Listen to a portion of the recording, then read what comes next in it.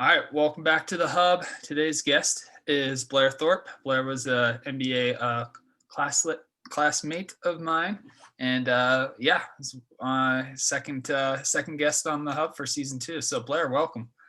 Yeah, thanks for having me. So, how did you find a scuba shop in Park City? And before you answer, I guess while you're answering that, uh, you know, a little bit of background. When you go into the MBA program, there's, multiple different tracks that you can do. People can, say that, hey, I want to go focus on HR.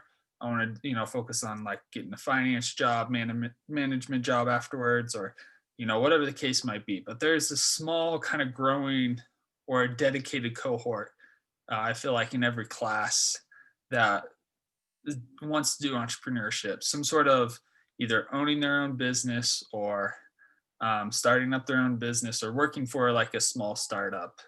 And Blair, I'm assuming you were one of those. Could you maybe talk about how the journey got started in terms of like, when you were going through your MBA, was this kind of always the focus, or was it more of a, you took Tom Peterson's class and you were like, wow, this is really cool? That is actually an interesting question. I started off supply chain actually. Okay. And so before I came to the MBA, I did have a rock climbing resale business that I started down in St. George. That was actually starting to take off a little bit. And then I got offered a job at Overstock. It would actually pay pretty decent. So I was like, well, Yeah. I guess that's it for this business. It's tough. It's tough to say no to that steady drip of money coming in. People compare it to a steady drip of heroin, kind of thing. It's tough to give it up. We've heard the golden handcuffs. Yeah. And so I started off the MBA in supply chain, and there were actually several teachers that kind of influenced me. I don't know if it was their purpose that they wanted me to go into entrepreneurship. The first was actually Dan Snow. Oh, he's awesome. He gave this talk, and he kind of prefaced it by, okay, this is kind of like more my opinion, guys, but I know that you're all going out for these really sexy jobs. You've got like Amazon courting you, and Microsoft and Apple and like all these big companies. Is that really what you want to do? Like, if so, then great, like keep at it. But some of you, that might not be what you want. You might not want to be working 80 hours a week. Yeah, you're making $250,000 a year, but is that really what you want to do? And that really struck home with me because doing that resale business, even though it was just starting to take off, I wasn't even really spending that much time on it. I had another job at the time. I was having so much more fun with that job than I ever did at Overstock or any of the jobs after that, that it made me really start rethinking, like, maybe I don't want to go down the corporate road. Maybe I want to kind of do something for myself. Yeah, we had Ryan Salmon on last season, and he expressed similar sentiment. I really think it's hey, like, yeah, there's much more fulfillment and running your own thing for sure. I feel like a lot more possibility too. Yeah. So you kind of had some positive influences, some nudges here and there. Dan Snow, post, pandemic happens. The last 3 months of school are remote. Were you still feeling confident that, hey, this is what I want to do? Or did you start thinking like, oh shoot, maybe I should find a corporate job, something safe and secure? That definitely came up. And my mindset was this is either going to be the best thing ever, or this is going to be the worst thing ever. Because you have the possibility of, okay, you buy this business, and I mean, hindsight's 2020 with COVID. Especially in Utah, it seems like we didn't get hit quite as bad as a lot of other places in the US. Like, yeah, we had a lot of cases, but our death rate was like really, really low. And business wise, it seems like Utah's economy did not get hit that bad. Yeah. Yeah. But as it's happening, you're like, okay, this is an actual pandemic. This is something that is unprecedented in our lifetime or even like our parents or grandparents' lifetimes. What's going to happen business wise? And so I had two things. I thought, okay, either you're going to have these entrepreneurs that have like 3 or 4 businesses, and they're going to have to sacrifice 1 or 2 to keep the other 2 afloat, and I might be able to get like a really good deal on a business. Or it might be that these entrepreneurs don't want to sell their business because they realize it's going to be kind of a bargain price right now where the economy isn't going as well, and it might be really difficult finding something. And I mean, you definitely saw both, or at least I did as I was searching for a business, is you saw some that they're trying to get rid of them. But at the same time, I feel like they're charging way too much for them. Mm-hmm. And it took me like almost a year to finally find something that I was truly interested in. That would have been another influence actually would be Razor's Edge. That Mark taught, just kind of how important kind of having a connection with nature is in your life. Kind of going back to my rock climbing business that I had. I've been rock climbing for the last 15 years. Absolutely love it. Love being in the outdoors. And it was kind of funny when I saw this scuba business, and I guess just kind of that process. The big site that I'd go to is Biz Buy Sell. And then that was a good way to kind of branch off and get into other areas as well, because you have these agents that they'll list these businesses on their own websites. They'll have their own kind of agency that they list it on. And then if something isn't going very well or they need more eyes on it, then they'll post it on Biz Buy Sell. Oh, So gotcha. Biz Buy Sell, you'll say it's posted by this person who works for this company. So I would go on Biz Buy Sell, I'd see who or what company they work for, and then I'd go to their website and start looking at what they had to offer.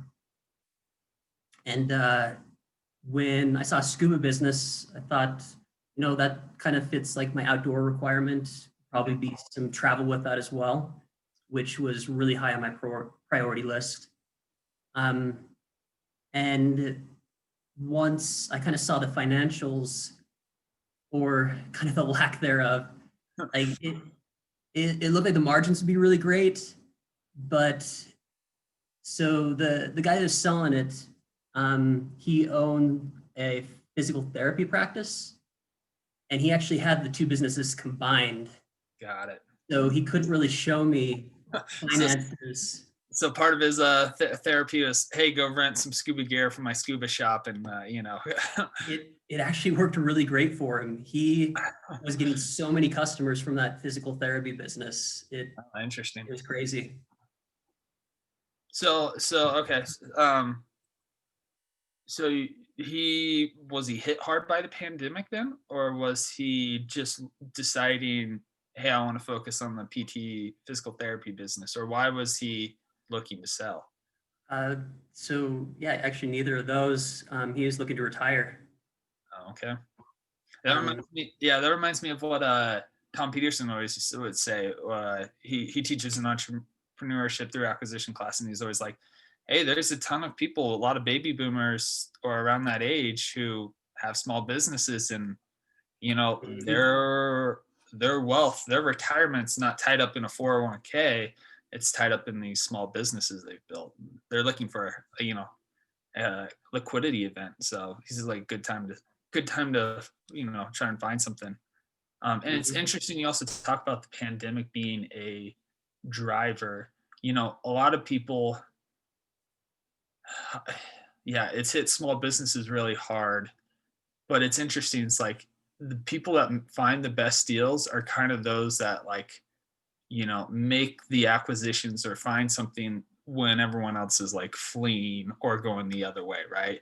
When prices are falling and everyone's trying to get out of the market, it's those people that are like, well, actually, now's a good time to buy, and then 5 years later they're killing it because they got it at such a good price. But um, okay, so to recap, you're like, nope, I want to do entrepreneurship. Something outdoorsy, it's kind of your background. You have a real love for nature, great rock climber.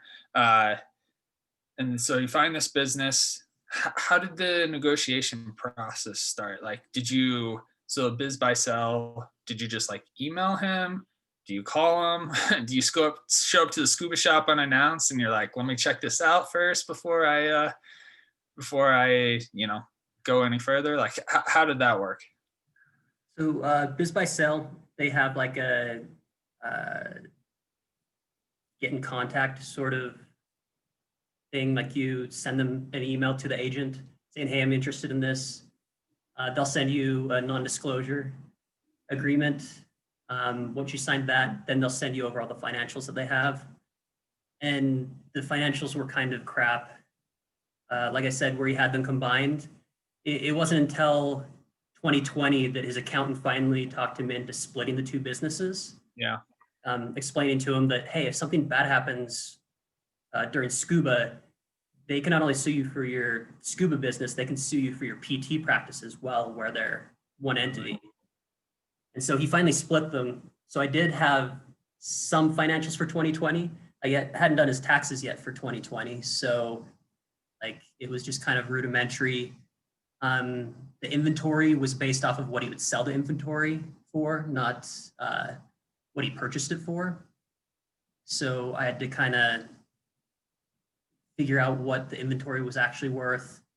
And then he didn't really have numbers on the lessons that he'd been teaching.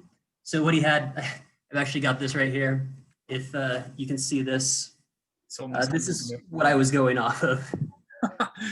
So as you can see, there'd be a name there of someone who took a lesson, but they don't just take one lesson. Like they'll come anywhere from 3 to 5 or even 7 times just to pass off one thing. So I'd have to cross off that name and then go over the next like 2 or 3 months to make sure that name didn't show up again and just cross them off one by one. I did 3 years worth of calendars for that. It took me, I would say, a good 24 hours of going through those just to see how many people he actually taught each year. So then I could kind of trend it out and see, okay, how well did he do this year? What's kind of peak season? How bad did COVID hit him? And yeah, it's not something that your typical investor would do.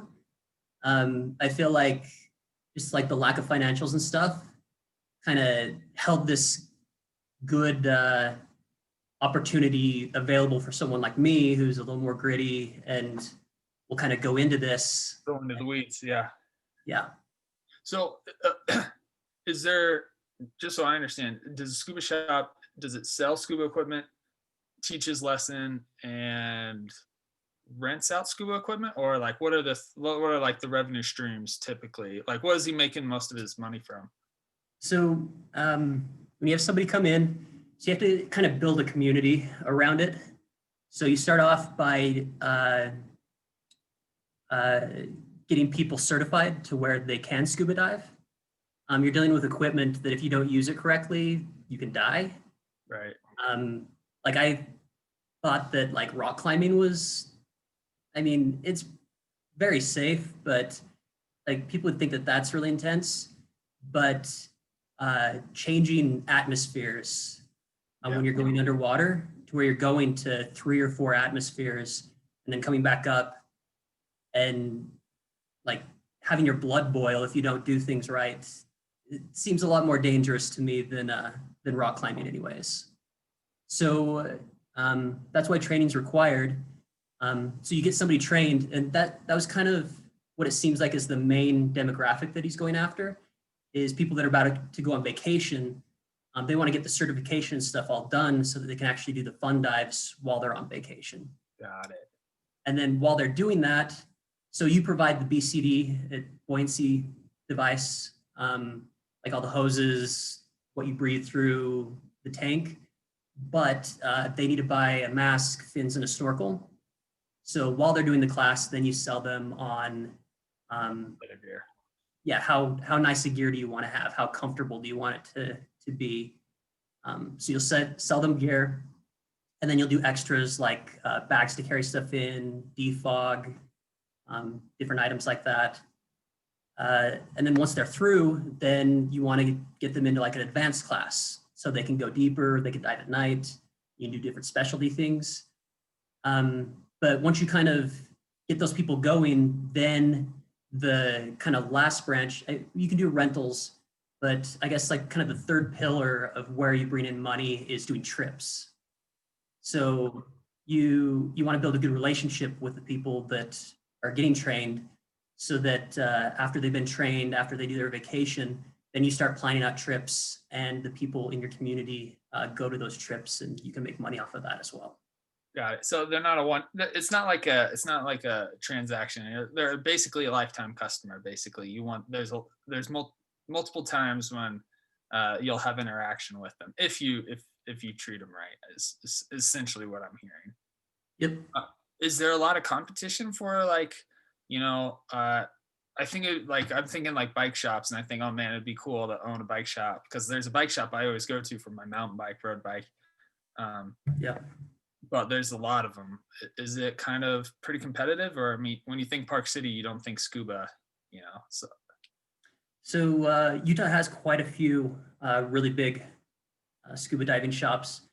And I think that they've started to kind of differentiate themselves. Um, it seems like they might have been getting in kind of a commodity war to where they're just trying to offer it as cheap as possible. And then they get these schedules set up to where if you want to, um, if, if you want to get certified, you need to get on their schedule and you're scheduled up for like the next month trying to get the certification. I think that they're starting to kind of realize that that's not the best plan of just saying, oh, we'll do it for cheaper. And maybe that's not what they were thinking at all. But instead of that, you want to get into something a little bit more niche. I think right now, I mean, my main plan is just to kind of understand the business a little bit better. But I think that I'm going to focus more on those people that are about to go on vacation. Yeah. Specifically people that I going on vacation next month. I need to get through this, and then just kind of catering like they're going to be paying more, but then I'll work around their schedule instead of them having to work around our schedule when our teachers are teaching. Then I can offer a little bit more of a premium product, something that, like I said, fits their schedule, and then you've got kind of more of a personal, instead of having a big group of like 8 or 20 people doing the book work all at the same time, you have an instructor working with you and your family, or just like a group of 4, maybe 5 max. Yeah.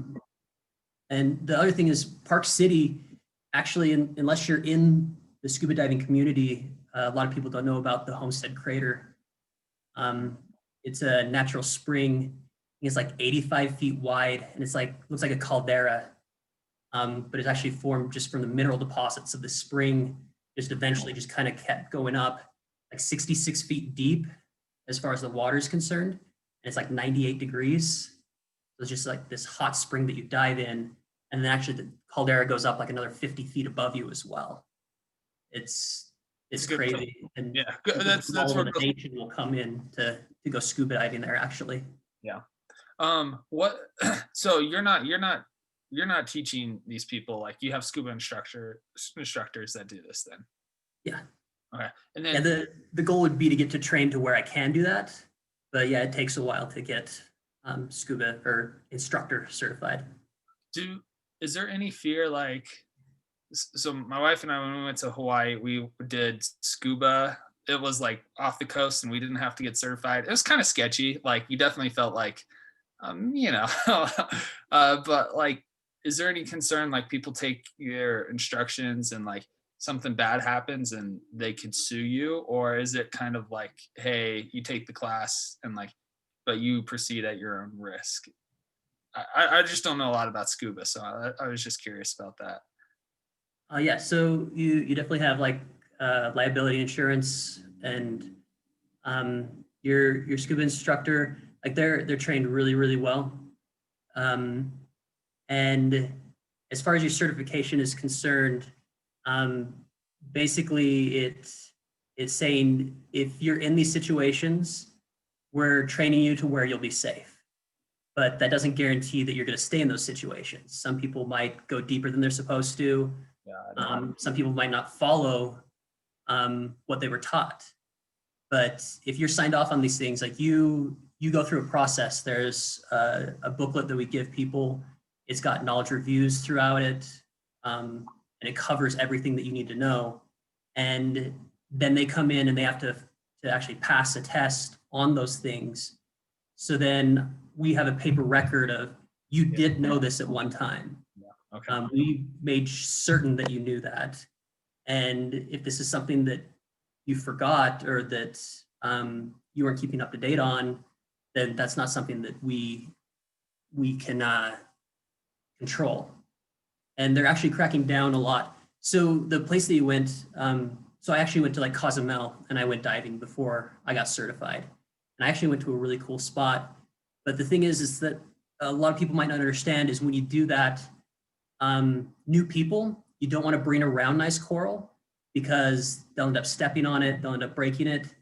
So typically they'll take you to a spot that's not that great. They'll want to take you to a place that has sand on the bottom or a place where you're not going to be destroying the really nice, cool looking stuff for all of the people that know what they're doing. Yeah. So yeah, that's why it's really great to get certified because so even if you're certified, they'll typically on your first dive, they'll take you someplace that they're not worried about it getting destroyed. And if they see that, oh yeah, this guy knows what he's doing, then on your next dive, they'll take you to an actual like decent spot to go scuba diving. Cool. All right. Well, I mean, I thought the place we went was pretty cool, but it was my first time, so it could have been just like an okay spot, but yeah, it was still fun. I kind of want to switch gears a little bit and talk a little bit more about financing, how you finance the acquisition, how you got comfortable coming up with the valuation of it, and share numbers if you're willing. If not, that's totally fine. I get that. So I guess first of all, how did you come up with the valuation, right? If there's really only like 3 months, 6 months of financials, how did you decide the value of the business? So to start off with, like I went over the calendars to see like how many people he was bringing through. I kind of assigned a number, like I saw how much he was charging versus like how much it was costing him to do the lessons. Mm-hmm. And then I did kind of an average on what I thought he was getting off of gear sales of each of those people. I was comfortable making this rough EBITDA is what I'm hearing, right? Yeah. Okay. And even with that, I didn't even calculate trips into it. I didn't have numbers on like how many people he was bringing in or how much he was earning off of that. I was just going off of kind of the core business. And when I did that, actually shout out to, I'm guessing you knew Russell from the program, right? Yeah, Russell Gordon. Yeah, Russell and my buddy Nate, actually. He's a friend from down in St. George that he got his MBA from Las Vegas. Oh, cool. And I was sharing financials with them and kind of going over things. And they were both kind of bewildered on the numbers too, because so I think when he had it posted, I think he originally had it posted for like 120,000, but like Biz Buy Sell had it at like around 100, 110, I think. He's kind of saying that this person's motivated to sell. Yeah. And he had on his books that he had like $110,000 worth of inventory. And that wasn't including his truck, which was included in it. It's 2017 Tacoma. So still like a really nice truck. His compressor, which is worth a couple $1,000s. Yeah, there are a couple things that weren't even included in that. So it looked like you could purchase this and just liquidate everything and make a profit off of it. Interesting. And then the numbers that he was giving, he was saying, yeah, like I'm making easily over 100,000 a year on this in sales anyways. And like, I was just kind of like going over in my mind, I'm just like, this doesn't really make sense. Like, why is he having such a hard time selling this? And it wasn't until I was like, okay, let me get more of your financials. And he's like, well, I don't really have more financials. I can't really prove this. And so then I went through all of his calendars to kind of make sure that it, He really did have a customer base and people really were buying stuff. yeah. And what I kind of guesstimated was pretty close to what he was saying. And that's when I realized that a normal buyer, like that's the reason why he's selling this for so cheap. Like he was about to retire. He was selling that and his physical therapy business so that he could go retire in the Bahamas. And and because he hadn't split it up until recently, like there's no way you're going to get an SBA loan. Right. Like SBA, you have to have like all of your financials. You need to have really good financials for the last at least 3 years, and preferably like 5 or further out. Or there's no way you're getting an SBA loan. So kind of a beginner investor isn't going to be able to get financing for this. And because he hadn't really drawn out all the numbers, your normal investor wasn't going to go after this. Right. So I kind of hit the sweet spot to where I was willing to take a little bit of a risk. And basically, I told him, hey, with your financials, there's no way you're going to get a normal investor with this. I don't have the type of money to just buy this outright, but I do have access to some funds. If you're willing to sell or finance, we could probably work something out. And the guy, just super genuine guy. And I realized that he was in a rough spot. He really wanted to sell this. So he just barely left like a week and a half ago. But it was like end of the year, like he was gone. Yeah. And whether he sold this or not, like he was gone. So he was really in a bad spot. And I really could have taken advantage of that. I think I probably could have talked him down to something like 50,000 for the whole business. But I don't, well, first of all, I don't want to be that guy. I don't feel comfortable taking advantage of someone like that. And the other thing is, I realized that there's going to be a transition period here. Mm-hmm. And how good do I want that transition period to be? Do I want to transition with someone that's really pissed off that I took advantage of them?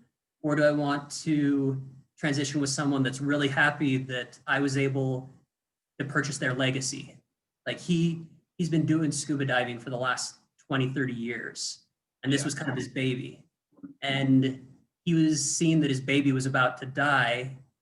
And then someone came along, and even though it's not as much as he wanted for it, they'll still continue the legacy and still get paid enough to where he's not really ticked off about it.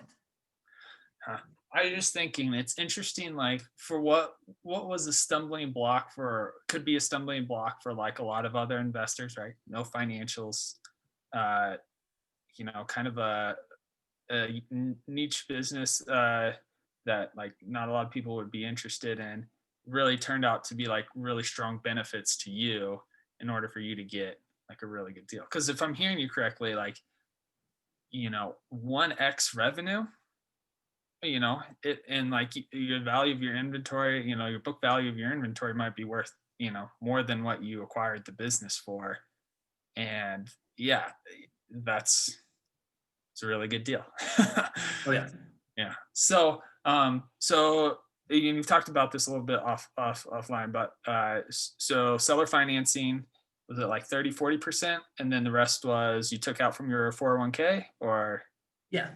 So with COVID, this is actually really good information for anybody that has maybe been working for a while, has a decent 401k, and they don't have other options like SBA. Right now, I talked to my accountant, and from what he said, you got one of two things. Either it sounds like with COVID, they've lifted the restrictions a lot on 401ks to where you can use those for investments in businesses. Or even if that doesn't work out, it sounded like we'd be able to kind of spread out the hit from that over the next few years on the books of the business. Oh, interesting. So I had actually been contributing as much as I possibly could for the last 10 years or so.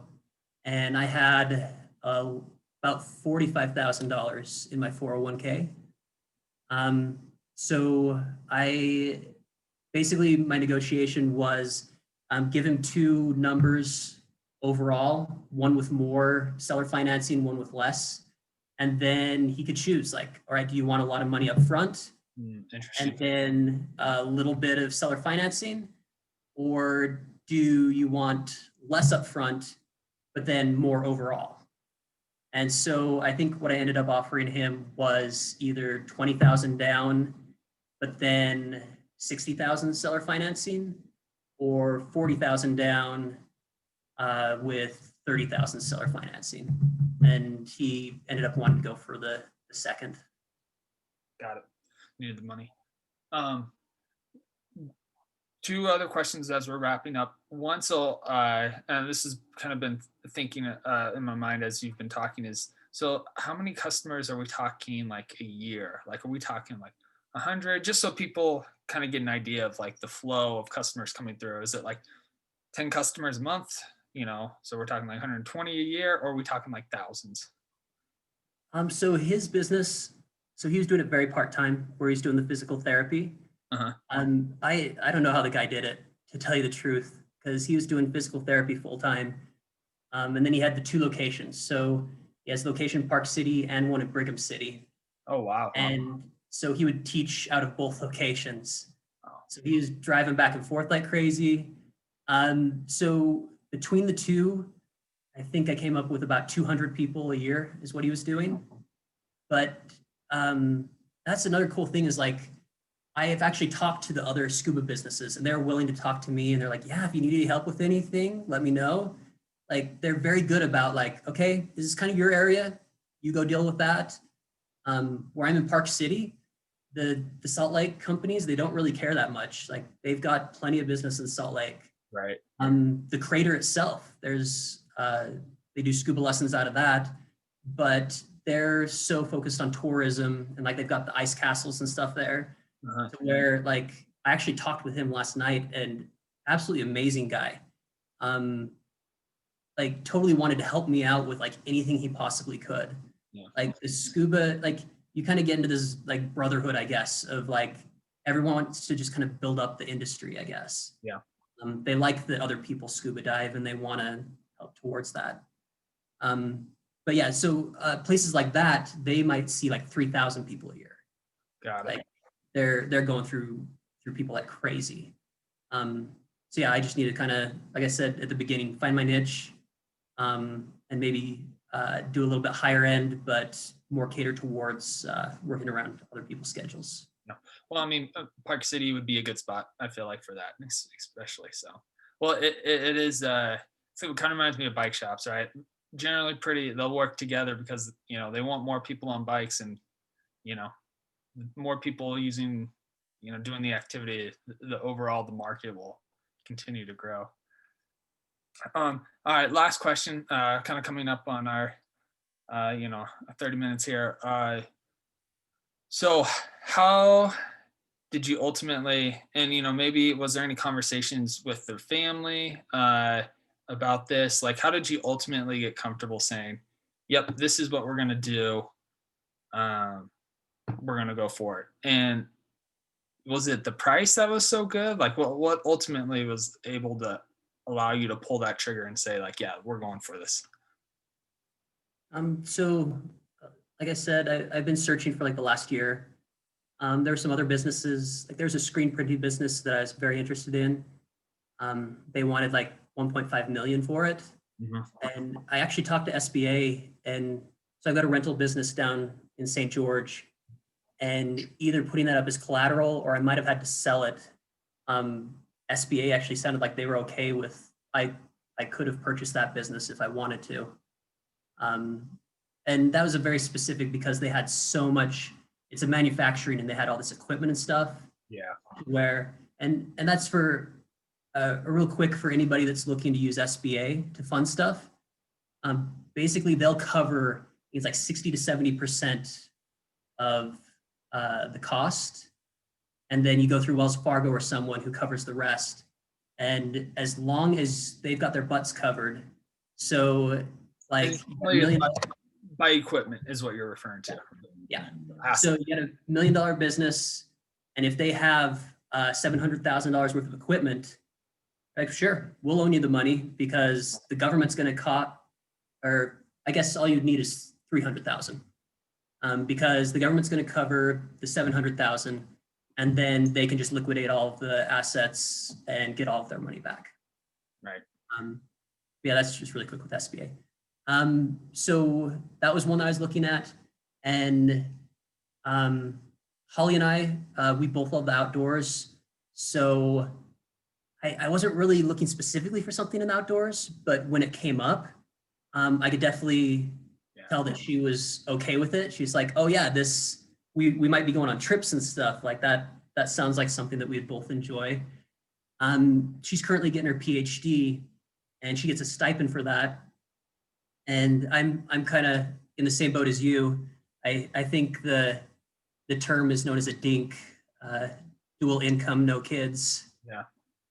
We don't need to worry about that. Like her stipend is enough that, I mean, we're not going on a bunch of expensive trips and buying a whole bunch of nice stuff, but it's enough to cover the rent and food and everything. Yep. So I could take some risks, and where I had the money in a 401k, I can leave it in that, or I can actually try and do something with it.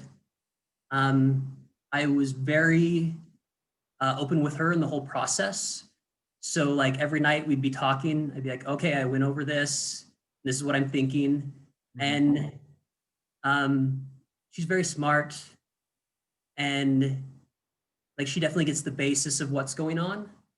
And I think it was more just her being a wonderful person and being supportive.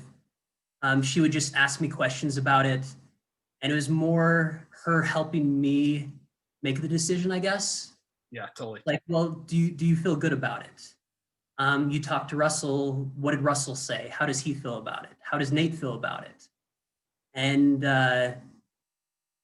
basically, she was helping me either talk myself into it or talk myself out of it. Yeah. To get into kind of the spiritual side of things, if you don't mind. Yeah, totally. And it's not to say that like people praying about stuff, someone might get like a definite yes, go and do this. That's never been the experience in my life. When I've prayed about, or when I do pray about things, I've already kind of made a decision, and I know the direction that I want to go. And then I kind of pray about, is this the right decision for me? I'm going to go forward with it. And if things work out, I know that's what's supposed to happen. If not, just let me know, sort of thing. Right. And I think pretty much everyone in the NBA knew about how excited I was about ISO when I was in the program. And I went like full bore with that for a whole year. And like I've been praying about it. And then just out of nowhere, like things got in the way, and I realized that that wasn't what I was supposed to do. With this, it seemed like the right thing. I've been discussing with Holly. She felt good about it. I felt good about it. Prayed about it, and it felt good. And as I was going forward with it, I realized what a great opportunity it was. Yeah. I realized that not many other investors would actually go for a business like this. And it kind of fit my requirements of like the love of the outdoors. And yeah, it just, everything fell into place. And that's been my experience when I've kind of prayed about big decisions in my life is, are things falling into place? And if they are, then it's always been, it's turned out for the best, I guess. Yeah, that's awesome. The confidence to move forward, making the decision, but having that confirmation or that confidence to keep going forward, really, it is reassuring for sure. And it sounds like, your wife's on board. Like, sounds like you did your due diligence, and not just due diligence of, oh, hey, financials are good, like we can make money. It was a full 360 due diligence of like, hey, does this kind of fit me, my lifestyle? Am I passionate about it? Do I have support? Do I have my board of investors, my support system on board? And I think that's an important piece for anyone looking to buy a business. It's not just about the money, and it's not just about like, oh, hey, this is strong positive cash flow, or you got to have the full 360 support, whether it's spiritual, wife, friends, network, whatever. I think you need to check all those boxes. So yeah, Sure. thanks for sharing, Blair. Yeah, thanks for having me. Yeah, and thanks for coming on.